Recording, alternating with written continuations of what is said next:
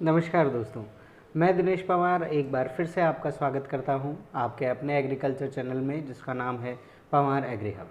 दोस्तों, आज हम बात करने वाले हैं कि जो बच्चे या जो स्टूडेंट्स 12th पास कर चुके हैं, क्या उन्हें कृषि पर्यवेक्षक बनना चाहिए। वैसे तो बात करें कि कृषि पर्यवेक्षक जो है वो जॉब बहुत अच्छी है, एक गवर्नमेंट जॉब है और इसके अंदर कई इंसेंटिव्स जो है वो भी हमें मिल जाते हैं। ओके, और इसके साथ साथ ही जैसे जैसे जॉब आपकी आगे बढ़ती है तो आपकी सैलरी जो है वो इंक्रीमेंट होने के बाद काफ़ी अच्छी सैलरी जो है वो आपकी कुछ टाइम के अंदर हो जाएगी। लेकिन मेन मुद्दा ये आता है कि हमें क्या बीएससी कर लेनी चाहिए, मतलब बीएससी एग्रीकल्चर, या फिर 12th के बेस पर अगर हम कृषि पर्यवेक्षक लगते हैं तो इसका कोई भविष्य में नुकसान तो नहीं होगा। ये जो क्वेश्चन है ये कई स्टूडेंट्स जो हैं वो मुझसे पूछ चुके हैं और कई बार कॉल्स भी आते हैं कि सर मैं 12th किया हुआ हूँ और मेरा सिलेक्शन जो है वो एग्रीकल्चर सुपरवाइज़र में हो गया है, क्या मुझे जॉब ज्वाइन करनी चाहिए या नहीं करनी चाहिए। और कुछ बच्चे जब तैयारी करना स्टार्ट ही करते हैं तब भी ये क्वेश्चन कई बार मुझसे पूछा जाता है कि सर हमें तैयारी अभी करनी चाहिए या हम पहले बीएससी कर लें। तो आइए आज हम बात करते हैं कि इसके फ़ायदे क्या हो सकते हैं और इसके नुकसान क्या हो सकते हैं। सबसे पहले फ़ायदे की बात करो तो भैया फ़ायदा तो यही है कि ये एक गवर्नमेंट जॉब है और इसके अंदर आप जब गवर्नमेंट से जुड़ जाओगे तो सारी स्कीम्स जो हैं, जैसे आपकी पेंशन स्कीम है या फिर हम बात करें आपकी आरजीएचएस जो है जनरल हेल्थ स्कीम जो है, या फिर हम कहें हमारा जो दुर्घटना बीमा है, ये सारी चीज़ें जो है वो गवर्नमेंट की तरफ से हमें मिल जाती हैं। ओके, तो इसलिए अपने लिए काफ़ी अच्छा है। दूसरा, जब आप जॉब लगी गए हैं तो आपकी सैलरी स्टार्ट हो जाती है, तो सैलरी हमें मिल रही है, काम जो है वो काफ़ी अच्छा है और इतना ज़्यादा डिफ़िकल्ट भी नहीं है, बहुत सिंपल काम है।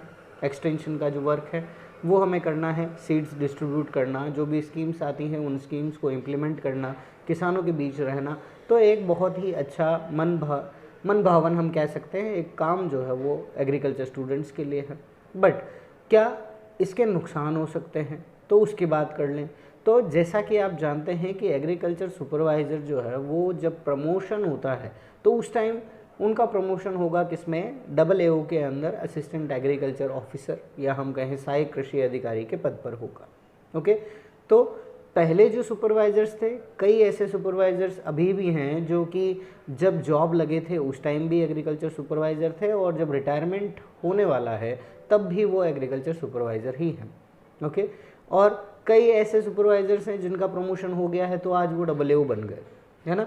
तो अब इसके अंदर जो जनरल टाइम जो हमें देखने को मिलता है कि कितना टाइम लगेगा प्रमोशन के अंदर, वो वेरी करता है ऑलमोस्ट 9 to 15 ईयर्स, मतलब 9 से 15 साल का समय जो है वो लगभग हमें लगता है सुपरवाइज़र से हमें AAO बनने के लिए। लेकिन अभी जो दिक्कत आ रही है उसकी हम बात करें तो साल 2015 के अंदर और साल 2020 के अंदर रिक्रूटमेंट्स जो हैं वो लगभग हम बात करें तो 300 और 1000 के आसपास, तो लगभग 1300 से 1500 पोस्टें जो हैं वो एग्रीकल्चर सुपरवाइज़र की फिल हुई हैं 2015 और 2020 में। तो अब जब आप जॉब लगेंगे तो उस टाइम आपको पहले इन सभी को बाईपास करना पड़ेगा, तब जाकर आपका प्रमोशन जो है वो AAO की पोस्ट पर होगा। अब उसके अंदर जो टाइम लगेगा उसकी बात करें तो अगर हर साल 100 जने भी अगर प्रमोट होते हैं तो भी हमें उसके अंदर कम से कम 10 साल का टाइम लगेगा और ऐसा होना बहुत मुश्किल है। ओके, तो इसीलिए कह सकते हैं कि इस टाइम पर अपना जो प्रमोशन है वो प्रमोशन जो है वो थोड़ा लेट होगा। तो पहला नुकसान तो ये कि प्रमोशन जो है वो देरी से होगा। दूसरा कारण हम कह सकते हैं कि जब 12th पास के बेस पर हम सुपरवाइज़र लग रहे हैं तो अपने लिए कई रास्ते ऐसे हैं जो कि बंद हो चुके होते हैं।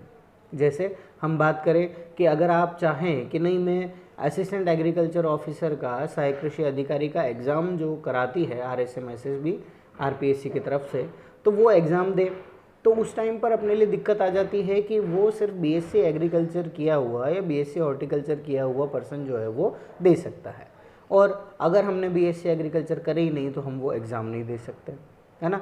दूसरा नुकसान क्या होता है कि मान लो आप किसी भी दूसरी पोस्ट पर भी जाना चाहें कि जैसे सुपरवाइज़र हम नहीं रहना चाहते हैं, मान लो अपने लिए नेशनल सीड कॉरपोरेशन में कोई अच्छी जॉब आ गई, या फिर हम बात करें बैंक के अंदर हम जाना चाहते हैं, तो इस कंडीशन में हम दूसरे एग्ज़ाम्स जो है वो नहीं दे पाते।